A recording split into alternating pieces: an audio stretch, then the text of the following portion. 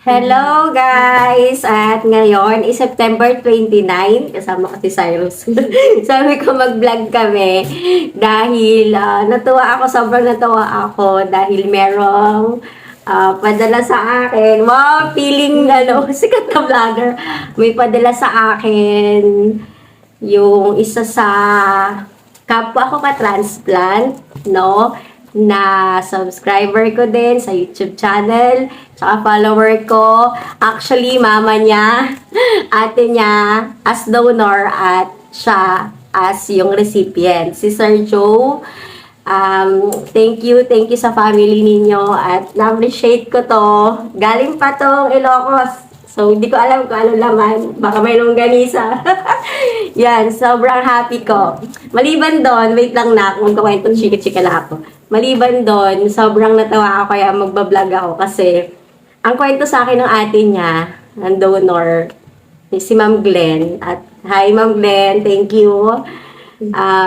Nung napanood daw ni Sir Joe, yung mga aking KT journey, no?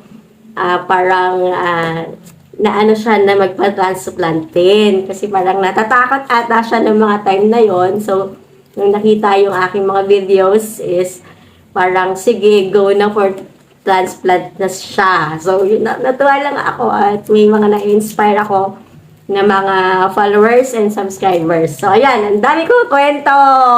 Alam ko 1 year na siyang transplant, no? Yun. Pakita ko na lang yung kanyang picture. Okay lang ba, sir? Para ma-shoutout kita. Ayan, so i-unboxing na natin. Kasama ko si Cyrus. Dito kasama yung video. Unboxing natin. Ayan, galing fresh from Ilocos. Tignan natin. Magupit. Magupit daw. Yan. So, tignan natin, guys. Thank you, ha. Sobrang na-appreciate ko. Kaya sabi ko, sige, i-flex natin yan. Actually, medyo, ko ngayon, iba yung boses ko kasi gagaling ko lang sa Butsipon after nung pumutok yung balita ng smog, volcanic Kemerot. Ayan. Medyo secure na secure ito, ha. Ano masabi mo, Nak? Tama daw siya sa unboxing kasi parang kala mo sikat na vlogger tayo. Ayan. Ayan, ganda ha. Ang ganda ng lalagyanan ha. Ang bongga. Nakabox pa. Feeling tayo, sikat na vlogger. Marsha Delicacies. Wow! Ito siya. Ooh. Ilang oras pang biyahe sa Ilocos. Okay. Bisa natin ang isang binigay. Ang laki naman nito. Tatatlo lang kami. Ay, wow! Alam na alam mong mahilig ako sa sweets, ha? Wow! Wow! Ang sarap!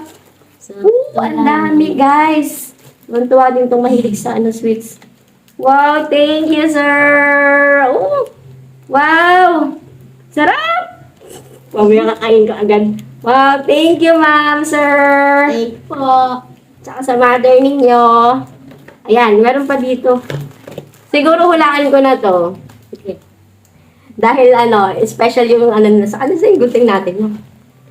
Ayan. Hulaan ko na, naaamoy ko na. Longganisa. Longganisa siguro ito ng vegan longganisa. Wow, talaga, native. Talagang totoo. Ay, oo, talaga, legit.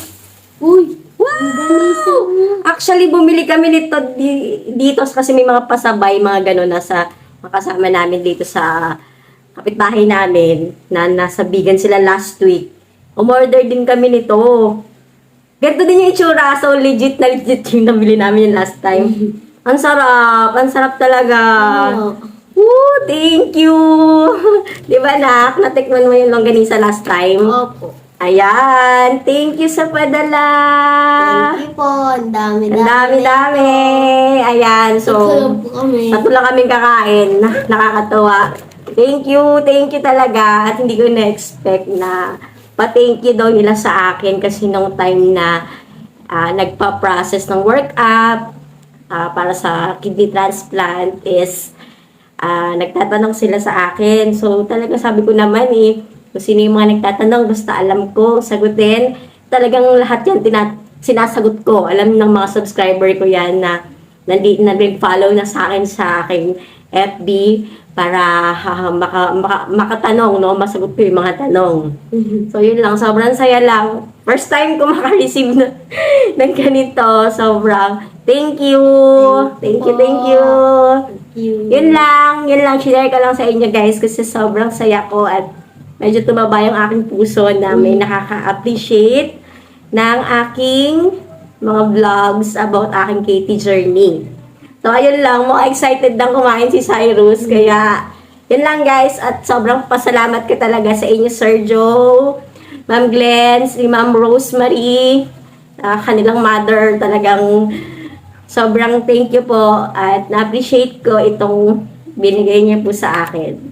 Yun lang. Mag-thank you na kayo. Thank you at bye-bye. Thank you po. Bye-bye.